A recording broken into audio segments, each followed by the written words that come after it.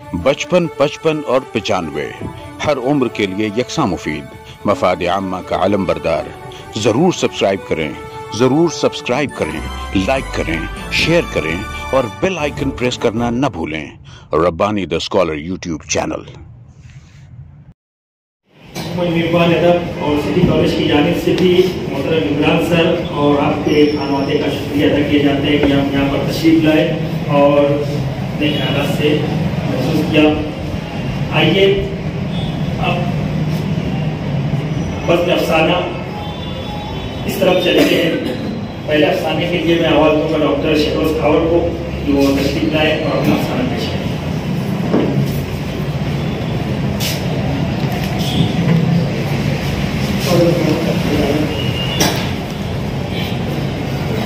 अफसाने का उन्वान है कुर्सी। बूढ़ा अपनी आराम कुर्सी में धंसा सोच रहा है कि कमरा खाली क्यों है, घर के सारे अफराद कहाँ चले गए। आज तो घर से बाहर निकलना मना है, नहीं मालूम क्या बीमारी फैलने वाली है। दूसरे कमरे से भी किसी की आवाज नहीं आ रही है। हाँ, हल्की हल्की कुछ अलग आवाजें जरूर आ रही है, जैसे दूर, बहुत दूर कहीं से गोलियों की तड़ा तड़ की आवाजें आती हैं। ऐसी आवाजें उसने जवानी में सुनी थी, बल्कि अक्सर सुनता रहता था। पहाड़ियों के दामन में ऐसी आवाजों की बात गश्त और भी खौफनाक होती थी। दूसरे दिन मीडिया से पता चलता कि कुछ आतंकवादियों को फौजियों ने बड़ी बहादुरी से मार गिराया। कमरे में एक लड़का दाखिल हुआ। ये बच्चे इधर आओ, दादाजी जल्दी बोलो। अरे ये सब कहाँ चले गए हैं? गैलरी में, कहते हुए लड़का किचन में दाखिल हो गया और हाथ में थाली लिए तेजी से निकलकर गैलरी की तरफ चला गया। बूढ़ा कुछ और कहना चाहता था, लेकिन वो तो रुका ही नहीं, चला गया। 5 बज रहे थे। खुला ने 5वीं मंजिल की तरफ खूब तालियां उछाली। दूसरी मंजिल से पूरा फैमिली की गैलरी की तरफ शंख बजाए गए। क्या मंजर था, सब खुश थे। तालियां, थालियां, शंख, सीटियां और इन सब के शोर में कितने ही दिलों की धड़कनें हवा में तहलील होकर रह गई। एतवार के शोर शराबे के बाद एहतियाती तदाबीर की तशहीर के साथ ही इमारत खामोश हो चुकी थी। सब एक दूसरे के लिए अछूत हो गए थे। कई दिन गुजर गए, कई लोग इमारत से अस्पताल पहुंचाए गए, कई लाशें अस्पताल से कब्रिस्तान पहुंचाई गई। आज फिर अचानक एम्बुलेंस के सायरन की आवाज गूंजी। कोई चौक पड़ा, कोई गैलरी की तरफ लपका। खुला के बदन में चूटियां रेंग गई। खुला कपकपाते हाथों से चश्मा उठाया। खुला ने बैठे बैठे अपने पैर समेट लिए। खुला ने कदमों की चाप से अंदाजा लगाने की कोशिश की कि किस फ्लैट की जानिब कार्रवाई मुमकिन है। बूढ़े ने सिगरेट का एक लंबा कश खींचकर धुएं के मरगुले हवा में छोड़े और कमरे में मौजूद खौफजदा चेहरों पर तायराना नजर डालते हुए कान के आले की तरफ हाथ बढ़ाया। दरवाजा खुलने बंद होने की हल्की सी आवाज आई। कार्रवाई मुकम्मल हुई। एम्बुलेंस के सायरन की आवाज बतदरीज कम होते हुए खत्म हो गई। इमारत में धड़कने वाले दिलों की रफ्तार मामूल पर आई। खुला ने अपने पैर बहलाए। खुला ने गैलरी खाली कर दी। खुला कुर्सी पर ढेर हो गया। खुला ने जिस्म पर हाथ फेरे। खुला ने चश्मा उतारकर टेबल पर रखा। खुला अपने हाथों पर सैनिटाइजर लगाया। बूढ़े ने कान में आला ठीक करके खौफजदा चेहरों से सवाल किया, फिर किसी को ले गए। एक शख्स ने अस्पताल में सर हिलाया, फिर सवाल किया, किसे? किसी ने बेदारी से कहा, अब ले गए होंगे किसी को दादाजी। बूढ़े ने कोई और सवाल करना मुनासिब नहीं समझा, लेकिन माजी में कहीं खो गया। वो जवान था, सेब के बाग में मेहनत करता था। जब कभी फौजियों की गाड़ी आकर ग्रुप के किसी फर्द को खींचते हुए ले जाती तो कोई भी मुजाहिमत नहीं करता था। उन लोगों ने मुजाहिमत न करना पुराने मजदूरों से सीखा था, लेकिन उन्हें यह पता होता था कि किसे खींचते हुए ले जाया गया है। बूढ़े से रहा नहीं गया, उसने सवाल करना मुनासिब समझा। कुछ तो नाम होगा उसका। जवाब मिला, दादाजी। गुलाम। बूढ़ा जानता था कि मेरी तसल्ली के लिए एक नाम भर दिया गया है। वो बहुत ज्यादा बेचैन हो जाना चाहता था, लेकिन खानदान वालों की तरफ से दिलजोई की उम्मीद न होने पर उसने बेचैन होने का इरादा तर्क कर दिया। भला ऐसे खौफ के माहौल में कोई कितने सवालों का जवाब देता। वैसे भी बूढ़े को अपने बेटे से हमेशा यही शिकायत रहती है कि वो और उसके बीवी बच्चे बूढ़े की बिल्कुल फिक्र नहीं करते। फिक्र तो छोड़िए, बूढ़े का गुमान है कि वो अपनी कुर्सी से उठेगा और ज्यादा देर तक कुर्सी खाली रही तो बेटे बहू कुर्सी फरोख्त कर देंगे, क्योंकि बेटा कई बार नई कुर्सी का लालच दे चुका है। पहले तो पूरा घर में टहलता था, कभी कभी नीचे गार्डन में भी चला जाता था, लेकिन मुद्दत से एक अनजाने खौफ ने कुर्सी तक महसूस कर दिया है। और जब से बेटे ने नई कुर्सी की बात की है, तब से तो उसे अपनी दुनिया छीन जाने का खौफ सताने लगा है। क्योंकि बिल्कुल ऐसा ही खौफ वो सर्पपोश पहाड़ों के दामन में रहने वालों की आंखों में देख चुका है, इसलिए उसका गुमान वाजिब भी है। कमरे में सभी टीवी की तरफ मुतवज्जा है, बूढ़ा भी। वो टीवी की धुंधली तस्वीरों से अंदाजा लगा रहा है कि क्या बात हो रही है।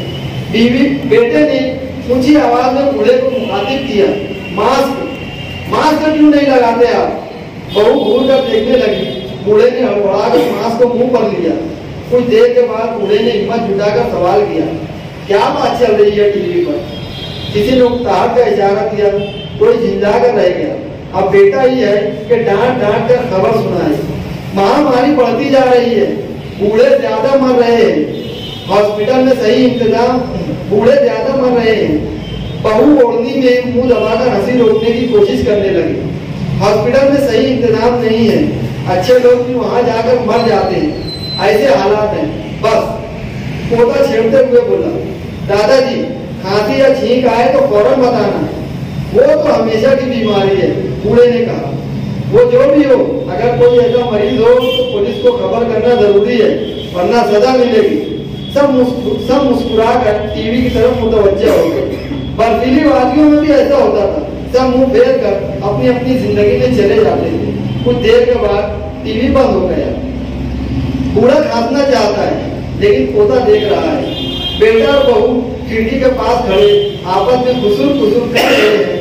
ठीक है, जो बात करनी है करें, लेकिन बार बार बूढ़े की तरफ क्यों देख रहे हैं? बूढ़े ने सिगरेट हाथ में लिया, लेकिन कुछ सोचकर फिर रख दिया। अब उसे छींक आने वाली है। वो धुंधाई आंखों से कमरे का मुशाहिदा कर रहा है। वो छींकना नहीं चाहता, लेकिन उसके चाहने से क्या होता है? इमारत के हर फ्लैट में मैसूर हर आदमी एक दूसरे के बारे में कुछ न कुछ सोच रहा है। जैसे बूढ़ा सोच रहा है कि आखिर एम्बुलेंस किसे ले गई होगी। फुला को फिक्र सताने लगी कि अगर मिस्टर फुला को ले गए होंगे तो मेरे बिजनेस का क्या होगा। फुला सोच रहा है कि तीसरे मंजिले की तरफ खड़ की आवाज आई थी। फुला बेचैन है, कहीं वो तो नहीं। फुला ने कुछ और सोचा, फुला ने क्या सोच लिया, फुला ने कुछ भी नहीं सोचा। बूढ़ा भी सोच रहा है कि अगर मुझे छींक आई और अचानक आछी, सब चौंक कर बूढ़े की तरफ देखने लगे। बूढ़े ने दोनों हाथों से कुर्सी पर गिरफ्त तो मजबूत कर ली।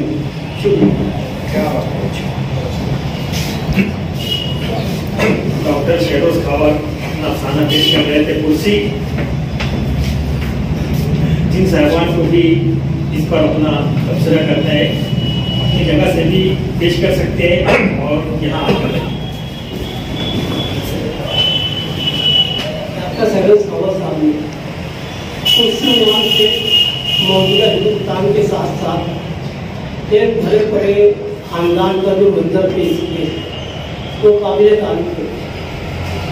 इंसान बुढ़ापे में क्या कुछ सोचते हैं, उनके अपने क्या कुछ सोचते हैं। देखिए, चीज तो उन्होंने बहुत तफसील के साथ बयान की है। अफसाना मुझे बहुत अच्छा लगा। मैं शेरोज खावर साहब को मुबारकबाद देता हूँ। आज़ादी के वक्त तकसीम का जो अलमिया था, उस अलमी के पस मंजर में अफसाने लिखे गए।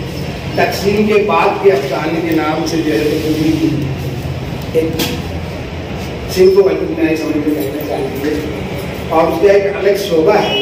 इसी तरह कोरोना के बाद के अफसाने और कोरोना के अफसाने मैं समझता हूँ उसके बाद भी अफसाने का एक सिलसिला रहेगा जिसकी एक कड़ी जो है शहरों शहर में आज हो जाए।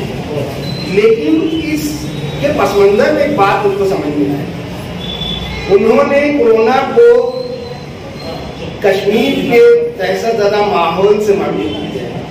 वो ये बताना चाहते हैं, मैं समझता हूँ कि उसी तरह दहशत ज़दा पूरा मुल्क था जितनी दहशत कश्मीर के अंदर उन्होंने जवान में महसूस की थी, उसको वही कैफियत को इन्होंने पेश करने की कोशिश की है। एक बात और है कि आखिर में उन्होंने कहा कि बूढ़ा छींकना चाहता था। मैं समझता हूँ कि उनसे सब हो गया है, खांसना चाहता था। कोरोना के अंदर छींकना उतना मसला नहीं था, कोई खांस दे तो सब उस तरफ मुतवज्जह हो जाता है। तो मैं समझता हूँ ये पॉइंट उनका जो है तो उनको ध्यान में रखना चाहिए। एक बात और है, अफसाना सुनते वक्त तो ये महसूस हुआ फुना फुना फुना फुना इतना था कि मैं समझता हूँ उस अफसाने का नाम जो फुना रख देना चाहिए। कुर्सी तो आखिर में आई है, फुना जो तो शुरू से आगे तक मौजूद है। बहरहाल अफसानी पस मंजर में कोरोना की दहशत को, कोरोना के माहौल को, और उन्होंने एक चीज और बहुत अच्छे ढंग से पेश करने की कोशिश की, लेकिन वो उचरते हुए चले गए। उन्होंने थाली का जिक्र किया, ताली का जिक्र किया, शंख का जिक्र किया, लेकिन मैं समझता हूँ जो पंच बनना चाहिए वहां पर शायद सरसरी गुजर जाने की वजह से वो पंच बन नहीं सका। बहरहाल उसको भी उन्होंने पेश किया है कि इतनी बड़ी वबा को जिस तरह इब्तिदा में लिया गया और बाद में वो ट्वीट बनकर घर घर का मसला बन गई, ये बहुत अच्छे ढंग से पेश किया गया। मैं समझता हूँ चंद बातें अगर वो और तवज्जो देंगे तो एक बेहतरीन अफसाना हमारे शहर में आया है। मैं मुबारकबाद दूंगा इस खूबसूरत अफसाने के ऊपर। उस्मान रब्बानी साहब बहुत हम बैठे हुए आ जाइए। हालांकि मैं कतई बुलाने के इंतजार में नहीं था, मैं चाहता तो पहले ही उठ के मैं अपना जो इजहार है वो यहाँ पर मैं पेश कर सकता था, लेकिन चूंकि मेरे अहबाब जानते हैं कि अफसाने जो है ना वो थोड़ा सा मेरे सर के ऊपर से गुजरते हैं, कुछ कुछ अफसाने समझ में आ जाते हैं। और ये अफसाना भी अभी जब दो साहबान ने यहाँ पर जो अपना तबसरा पेश किया तो थोड़ा सा खुला मेरे ऊपर, और उसमें एक चीज मैंने महसूस की कि शहरोज खावर की इस अफसाने में जो सबसे खास बात मुझको लगी वो ये है कि एक बुजुर्ग का जो कर्ब होता है उसको बड़े अच्छे पैराए में इन्होंने पेश किया है। यानी बुजुर्ग मोहताज है, वो अपने आप से उठ नहीं सकता, चल नहीं सकता, वो देख नहीं सकता, सुन भी नहीं पा रहा है वो, और टीवी में भी वो धुंधला धुंधला उसको नजर आ रहे हैं, तस्वीरें वाज़ेह नहीं है। इस मंजर को जो अंदाज से शहरोज खावर ने बरता है यकीनन मुबारकबाद का मुस्तहिक है। एक बेहतरीन यानी मंजर कशी बोलना चाहिए उन्होंने पेश करने की कोशिश की है। अफसाने एक ऐसा कुछ मौजू लेकर चलते हैं जिसका कुछ बहुत बेहतरीन खुलासा जो है बाद में खुलकर आता है, जो वाकई में सारे सामीन उसको समझ सके ऐसा होता नहीं है मुमकिन, उसकी वाज़ेह मिसाल मेरी है।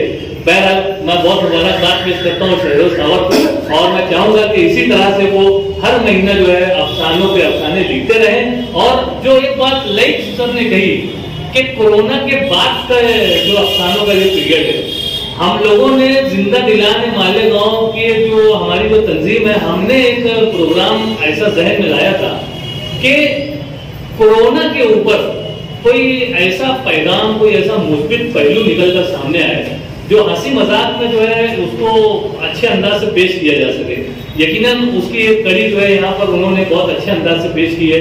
इसी तरह से ड्रामों की सिंफ में भी ये बातें खुलकर आ रही है कि ड्रामे अब कोरोना और उसके बाद के पीरियड के ऊपर कुछ ऐसा इस तरह से होना चाहिए। तो एक पहल शहरोज खावर ने कर दी है, यकीनन इस पर और मजीद लोग अपनी तबाह आजमाई करेंगे। बहुत शुक्रिया।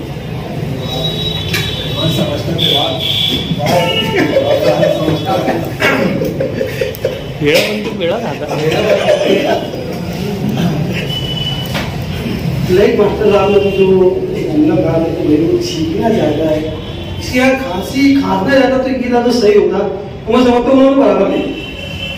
वजह ये है कि देखो कोरोना जब शुरू में अपने आया तो लोगों में एक वो थी कि सर्दी पकड़ लेती है, सर्दी हो जाती है, लोग उसमें खांसते और छींकते भी, और जब छींकते हैं ना तो उसके असरात दूर तक फैलते हैं और लोग मुतासिर हो जाते हैं। तो ये लफ्ज जो हमने बराबर इस्तेमाल किया है।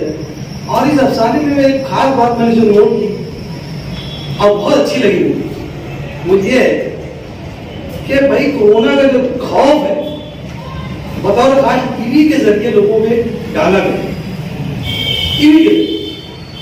अब वो उसका बात जो सुन नहीं पाता, देख नहीं पाता, पूछता है, उसको बताते हैं और मुस्कुराते हैं, उसको डराते हैं, है ना। अब एक बुरा आदमी उसकी अपनी एक जरूरत होती है, जैसे बुढ़ापे में आदमी खांसता भी है, छींकता भी है, तो कोरोना जो गिरफ्तार करते एम्बुलेंस लेके जा रही है, पकड़ के लेके जा रही है, जो एक तरह की दहशत तारी हो गई, वो उन्होंने बहुत अच्छी तरीके बयान। फिर वो बूढ़े के अंदर वो दहशत आ जाए। अब एक बूढ़ा है, जरूरी नहीं है कोरोना से खांसे, कोरोना की वजह से छींके, आदमी बुढ़ापे में खांसता भी है, छींकता भी है, तो उसकी जो है ख्वाहिश है मैं छींकूं या खांसूं, तो वो इसलिए नहीं छींक रहा है कि कहीं कोरोना समझ तो उसको पकड़ के ना ले जाए। अब एक मरतबा छींक दे जाए, अब कुर्सी का वो पकड़ लेता, मतलब कि अब मेरे को उठा के लेके जाएंगे। ये बहुत अच्छा उन्होंने पेश किया, मुबारकबाद।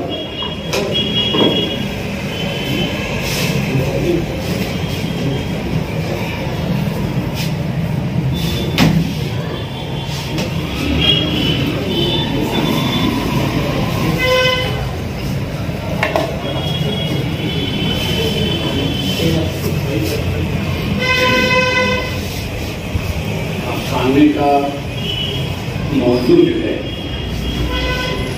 वो गैर मुस्लिम फैमिलियों में बूढ़ों का जो अलमिया है उसको पेश किया गया है, या उसको पेश करने की कोशिश की गई है और वो कामयाब भी है। अफसाने का पस मंजर और पेश मंजर जो है तो कोरोना और कश्मीर, उससे कहानी को उठाया गया। उसमें बूढ़े का एक जुमला जो है वो कहानी पर पीछे रोशनी डालता है कि सेब के बागात में काम करते हुए एहतजाज नहीं करने का हुनर हमने अपने से पहले से जो काम करने वाले तजुर्बाकार थे उनसे सीखा था। वो घर में भी यही रवैया अपनाता है। बहू मजाक उड़ाती है, एहतजाज नहीं करता। बेटा उसको डांटता है, एहतजाज नहीं करता। पोता सुनी अनसुनी कर देता है, वो एहतजाज नहीं करता। वो जानता है, उसने उन्हीं बागात में ये भी देखा है और ये भी तजुर्बा हासिल किया है कि गैर मुस्लिम फैमिलीज में बूढ़ों का क्या हाल होता है। वो उस घर में टिक के रहना चाहता है, वो ओल्ड एज हाउस में नहीं जाना चाहता, इसलिए वो कुर्सी को कस के पकड़ लेता है, जम के पकड़ लेता है, वो छोड़ना नहीं चाहता, चाहे जो गुजर जाए, एहतजाज नहीं करना चाहता। मैं जहाँ तक समझता हूँ वो अफसाने यहाँ तक के चलता है। बाकी और मुसन्निफ को मुबारकबाद। एक चीज का मैं उस पर थोड़ा सा एहतजाज करूंगा उनसे या एतराज करूंगा कि अफसाना निगार अपने तमाम किरदारों से अच्छी तरीके से वाकिफ होता है। अगर फला ने फला को जवाब दे दिया होता तो उसका कारोबार बिगड़ जाता। दोनों फला को जानता है, उसको फला नहीं, वो वहां पर किरदार को जिससे वाकिफ है वो किरदार होना चाहिए थे, वो नाम होना चाहिए थे। शुक्रिया सर की वजह से अफसाना बहुत अच्छी तरह समझ में आया। आइए और कोई साहब तबसरा करना चाहिए अफसाना। इस अफसाने पर मोहतरम प्रोफेसर ने अपना तज़किया लिखा है जो वो आपके सामने पेश करेंगे।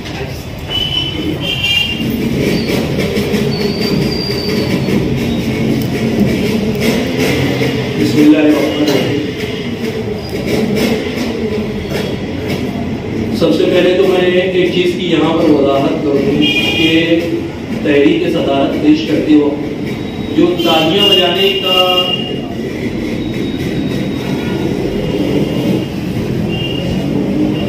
वो किया गया, आग्रह किया गया, जिसको कहेंगे तो उसको मैं मुनासिब नहीं समझता हूँ कि हम एक ताज़ियती नशिस्त भी यहाँ पर इस अफसानवी नशिस्त के साथ मुनक़िद कर रहे हैं। इस चीज़ को कलमकारों को समझना चाहिए कि हम किस मकसद के लिए यहाँ पर जमा हुए। हर चीज़ मुशायरा नहीं होती कि वहाँ पर तालियां बजाई जाए या दाद दी जाए या वाह दी जाए। इस चीज़ को जो है वो समझना चाहिए।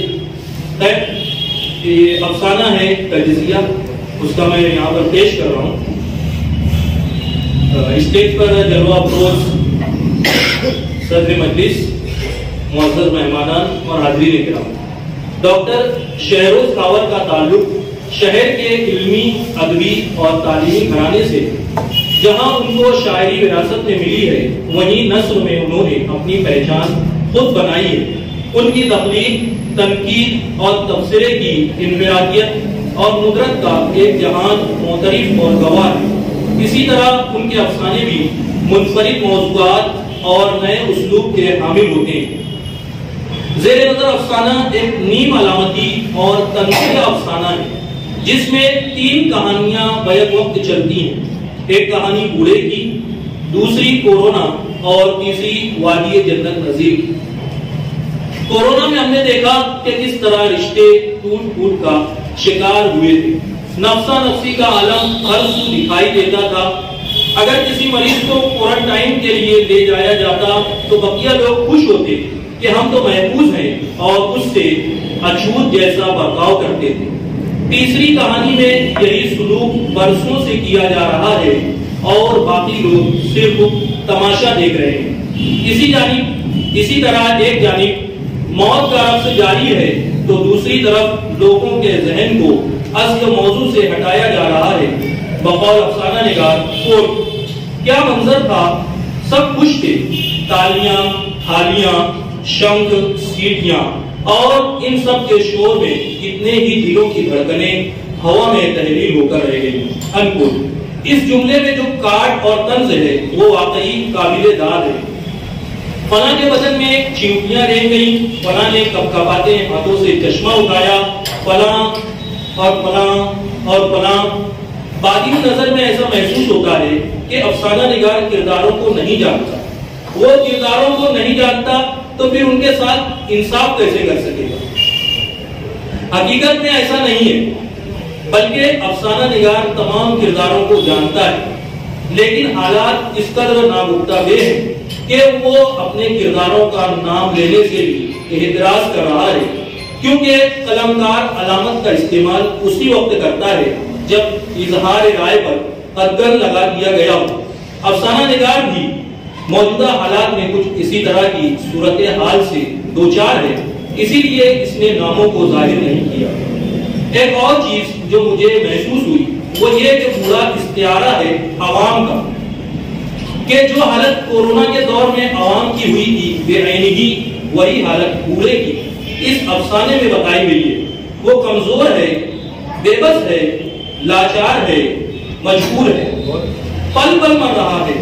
कोरोना के दौर में आवाम की भी यही कैफियत है। आवाम भी तजब्जुब का शिकार थी। जिस तरीके से बूढ़ा है, जिस तरह बूढ़ा चाह कर भी हकीकी सूरत हाल को नहीं देख और सुन पा रहा था, क्योंकि उसकी नजर कमजोर थी और कान में भी आला लगा हुआ था।